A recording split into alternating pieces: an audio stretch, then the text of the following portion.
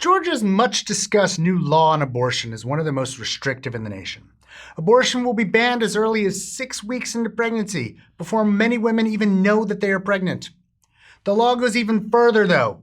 Although the intent of the law is to block abortion, it's open to vigorous debate about whether women who miscarry could be questioned or even prosecuted for murder. That's the topic of this week's Healthcare Triage.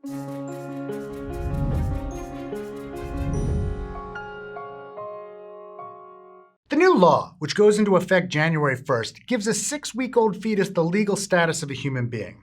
One definition of second-degree murder in Georgia includes cruelty to children during which he or she causes the death of another human being irrespective of malice. This raises the question of whether a woman who miscarries because of what is perceived to be her conduct could be held liable for that conduct. I talked with Eric Siegel, a law professor at Georgia State University and a supporter of abortion rights. He said that while he believes the law will most likely be struck down in the lower courts, it suggests that women who cause the death of a fetus, with or without malice, could be charged with second-degree murder, even if the Supreme Court reverses course on abortion. Law enforcement authorities with scarce resources may not investigate women this way. One would hope, Eric said, that there would be a political cost if they did. But he noted, given the ambiguities in the new law and its complex interactions with other Georgia statutes, prosecutors would have a lot of discretion, and it would be completely up to them. Other Georgia criminal statutes may still protect women from prosecution for ending their pregnancies or for miscarrying. Even if that winds up being true, the new law says doctors who perform abortions will be prosecuted. And that could still have an impact on women. Stacey Fox, president of Planned Parenthood Southeast, told the Washington Post she didn't think that the Georgia law could be used to successfully prosecute women, but that a woman who miscarried could be pulled into an investigation looking at whether someone performed an illegal abortion on her. It will be helpful, of course, if legislators and judges and prosecutors understood the basics of miscarriage. Early pregnancy loss is not uncommon. It occurs in about 10% of recognized pregnancies. 4 out of 5 cases occur in the first trimester. Many women miscarry before they know they're pregnant. About half of miscarriages are because of abnormalities in the fetal chromosomes. These defects are usually incompatible with life, and spontaneous abortions occur. The chance of an early pregnancy loss rises with age. While it's less common in younger women, about 80% of pregnancies in 45-year-old women can end this way. Without randomized controlled trials, which really aren't possible here, we can't really know for sure what is causing many miscarriages not involving chromosomal abnormalities.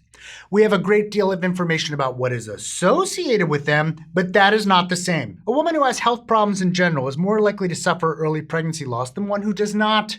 Women who have high blood pressure, diabetes, and thyroid disease are at higher risk.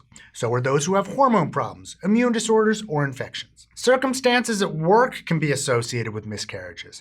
A 2013 systematic review found that working nights was a risk factor, as were things like working in a 3-shift schedule, working 40 to 52 hours per week, and standing for 6 to 8 hours per day. Smoking's been associated with an increased risk of miscarriage, according to a meta-analysis that included 98 studies.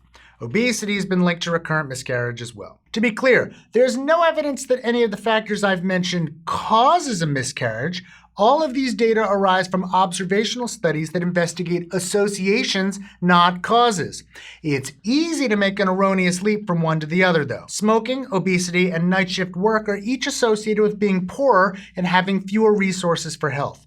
That probably won't stop some people from quickly blaming women for their choices rather than considering their socioeconomic status. Ask almost any medical professional what caused a specific miscarriage, especially one early in pregnancy, and other than chromosomal abnormalities, they will say that we do not know.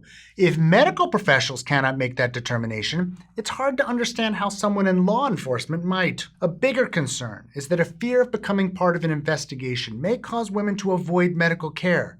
Women who are bleeding or are heading towards septic shock may not come to the emergency room or office. They could die.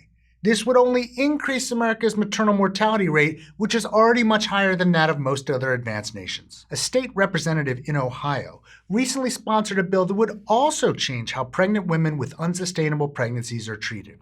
He suggested that ectopic pregnancies, which are not viable, should in part be handled by, and I'm quoting him, removing the embryo from the fallopian tube and then reinserting it in the uterus so that's defined as not an abortion. This procedure is not possible.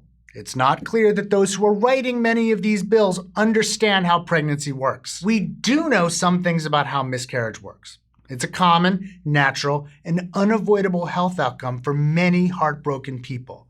Inserting politicians in the criminal justice system into the grieving process seems as if it could only cause further pain. Hey, did you like this episode? You might enjoy this other Healthcare Triage news episode on how our abortion rates are down in the United States. We'd like to thank all of our patrons for their support at patreon.com/healthcaretriage. We'd especially like to thank our research associate Joe Sevitz and, of course, our Surgeon Admiral Sam. And my book, The Bad Food Bible, is now out in paperback. Please go buy a copy.